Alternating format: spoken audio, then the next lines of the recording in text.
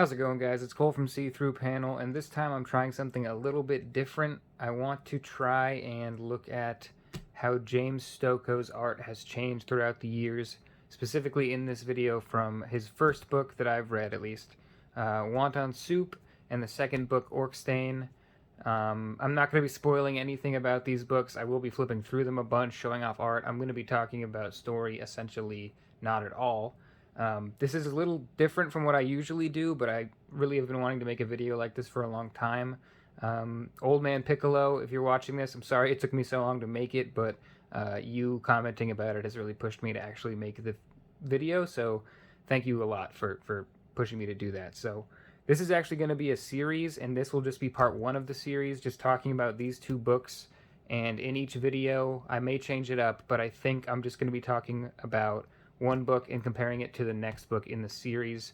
So this is going to be like Wonton Soup to Orc Stain, and then I think the next one will be Orc Stain to Sullivan's Sluggers, which is a pretty weird one, especially for Stokoe. So that's the general idea, but this is going to be probably the shortest video because there's a lot of factors, but I'll let you know as we get through it. So Wonton Soup is the first book I own and that I've read by James Stokoe.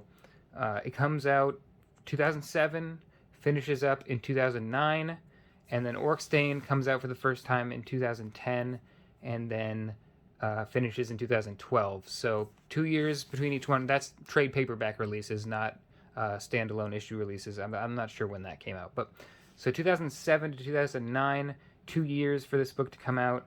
This cover is not indicative of the art style in the book. The cover was done around 2014 for the trade paperback that I hold right now. This is more indicative of the art style inside the book.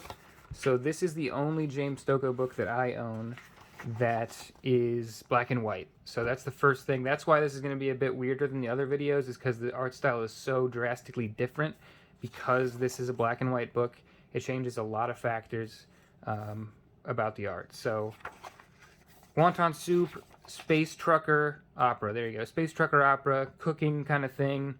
But mostly what we're looking at here is the art style. So you can see that there's actually quite a bit of detail. There is a lot of ink on the page. I want you to remember the amount of ink on the page. That's a huge factor.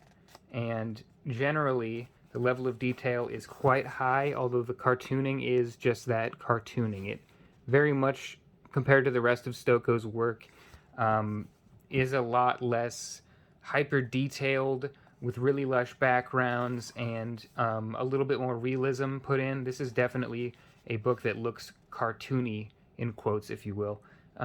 It's got a lot of hyper-stylized things, and characters aren't exactly anatomically correct all the time, but there is aliens in here. Generally, it's just not as realistic as of an art style as Stokoe's normal work, although his work is not realistic in any way. Just for the sake of comparison, I use that word. So he loves to do this thing where he hand letters little like world building type things, just little pieces of items or lore, basically just a lore dump about the world. And what I really just want to focus on here is the way the characters look, the use of ink all over the place, and the level of detail, generally speaking. Also, layouts are a big thing in this book. About halfway through, he starts getting a little weird with layouts. But that's not really something I'm going to be talking about. There's a ton of ink there. That's looking like Orc Stain right there. That, especially the tongue, looks like Orc Stain to me. But I'll be showing you that in a moment. Big spread. Let's flip to Orc Stain real quick just to show you kind of what I'm talking about here. Really nice trade paperback, by the way. Spot varnish all over the cover. Not here to talk about that. So immediately, you're seeing the difference here in the fact that we have color on the page. You also might be seeing the difference in just the level of detail in the background, all this shading up and down here. This is, I mean, an easy comparison. This level of detail is not found in Wonton Soup. It's not, they're not comparable pages in terms of the structure of them, but looking just at the half pages you can see there, the amount of lines on the page is not the same. Let's take a peek at this. Obviously, he's going for something very bombastic, very detailed, a huge spread, bunch of insert panels, gigantic landscape, but this is indicative of the level of detail he goes for in his more recent work, and everything after Wonton Soup is going to be more detailed than Wonton Soup. He generally gets more and more detailed as time goes on. As you can see, there still is quite a bit of ink on the page here, especially this guy's black beard. Almost just fades into the background of my mat here. Just generally a good amount of ink, but not as much as you would find in Wonton Soup, but that's going to happen. It's a black and white book. It's how you create depth. It's how you create shading. And one other thing I do want to show, if I can find any examples of it quickly. I didn't bookmark anything because most of the stuff I want to talk about is just generic and kind of... There's an interesting layout. So you don't see him do stuff like this much anymore. Just kind of walking through. But screen tone right here. Very typical in manga work and a lot of black and white American comics, really. It is a way to add shading, depth, and kind of just set things apart in the art. Obviously, there's no coloring here, so we're using screen tone. And from what I can recall, and so far from what I've seen in Orc Stain, there is no screen tone to be found in any of James Stokoe's work at all besides this, I don't think. And I think primarily that comes from the use of color to add depth to things and to set things apart and kind of make things a little more realistic, or at least appear to be a little more realistic. This makes sense to me why he would do screen tone here. Like, you can tell he's creating depth. This is an interior wall that we're seeing through, and so he's screen toned the entirety of that wall to show that it's there, but also to see straight through it. He's not going to experiment too much with stuff like that in Orc Stain. Generally, the use of shadows, shading, and color is going to do that work for him. But I hope that I'm explaining this well, but generally I'm sure you can see the level of detail is just almost not comparable. To me, it's almost as if we're dealing with a new artist when I look at Orc Stain compared to Wonton Soup. There's a picture of a character. The eyes are very, very similar to Wonton Soup, but the figures are a little more jagged, I think. Generally in Wonton Soup, our main character is wearing like a t-shirt or a puffy jacket, so he's pretty rounded. His kind of outline is quite round, but here we have, I mean, let me see if I can get a good group of people. Flip to the round bears. But a lot more lines to create the anatomy of someone, not just kind of a singular line outline to create the shape of a person. We're definitely going to see a lot more detail just in the characters. Shading up and down the arms. And you can see how much work color is doing here. Generally, James Stokoe does, I'll use the cover as an example, just simple gradients for his colors. So we're seeing blue or greens go from bright to darker, just down, just on a gradient, nothing too crazy, not really a different color. Gradient shifting yellow to pink to purple down here, and even on the rooftops, blue to purple gradient there. He's even said himself, he's not like an expert in color theory or whatever. I don't know how far his practice in color goes, but he's kind of, he detracts from himself a bit, which is undeserved because his coloring's still superb. It's nothing crazy. It's nothing too special. It does work so beautifully for his art, though, and I love that he does it.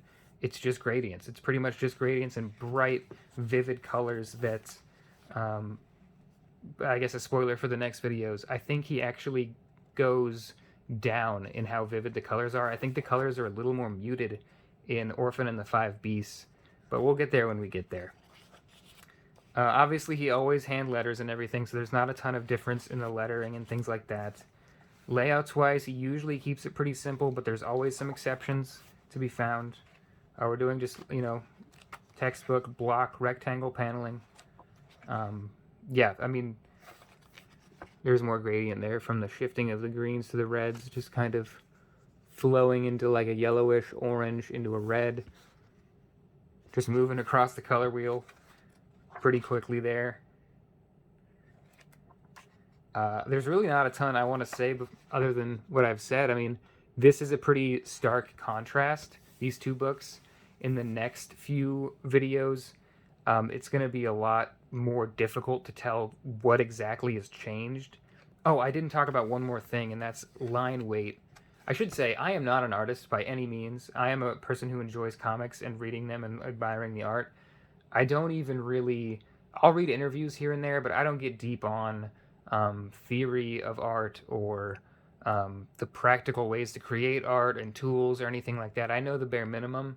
I just know most of what I know from staring at the art on the page. So this is all just posturing. It's all just me guessing at things. So if you're an artist, I have probably offended you multiple times, and I am sorry, but I am not an artist.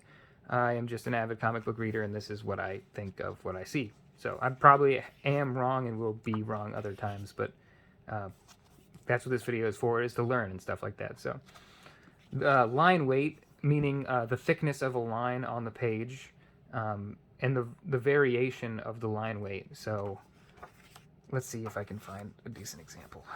You can see the line on her arm there, quite small. Compared to the thickness of the line in her outline, that is a difference in line weight. I think I'm using that term properly.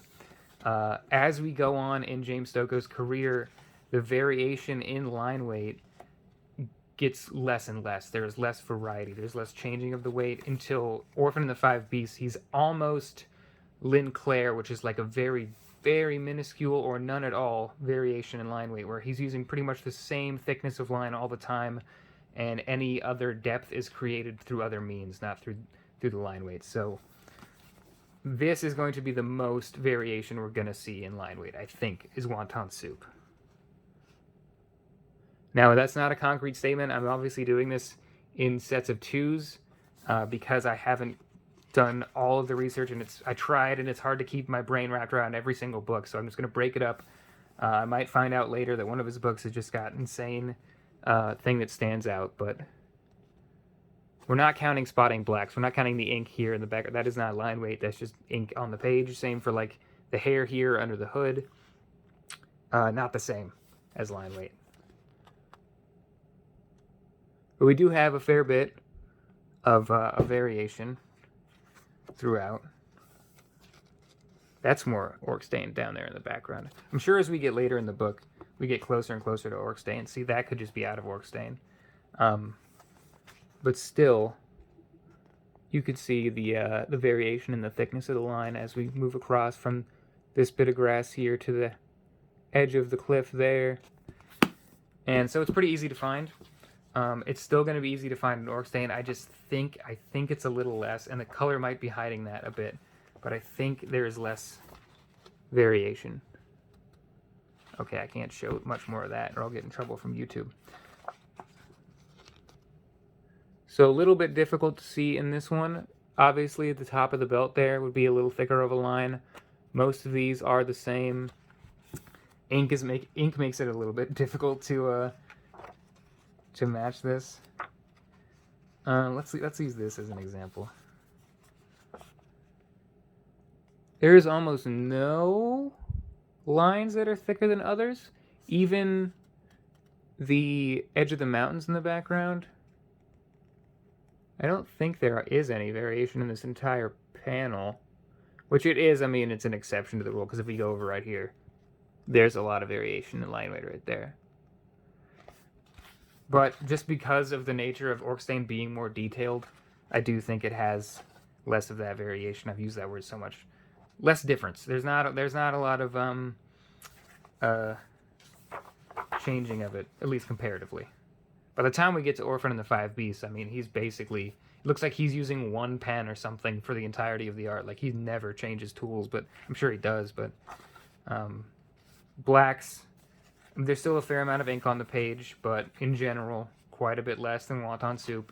And that is still a fair statement, because even though Wonton Soup is black and white, you don't have to put ink on the page all the time for black and white comics. Look at Tsutomu Nihei's most recent work. He doesn't want to use black at all. And he can make a black and white book, and he can make it with almost no ink on the page. So if you wanted to, that's definitely an option. There is just a lot of ink in Wonton Soup, which he gets away from more and more as we go through his career, with the exception of Alien Dead Orbit, because it's a horror book and it needs a lot of darkness. But I think that's it. This is already like twice the length I thought it was going to be. Sorry for rambling, but I'm kind of working through these ideas in this first video. Hopefully I'll be more concise. oldmanpiccolo, I know you've been reading James Stokoe, and I value your input, so if you think I got anything wrong here, or if you want to talk about some of the difference, anybody really can chime in, please do. Let me know what you think about the difference in these two books, because it's really interesting to me that now that I've gotten this rabbit hole, how to like spot the differences, especially in these two, because they're just so different from anything else we're going to see in this series. Everything else is, you're not going to be able to guess which came out first, where here you can tell Wonton Soup was the work of a artist earlier in their career. So thanks a lot for watching, guys. Peace.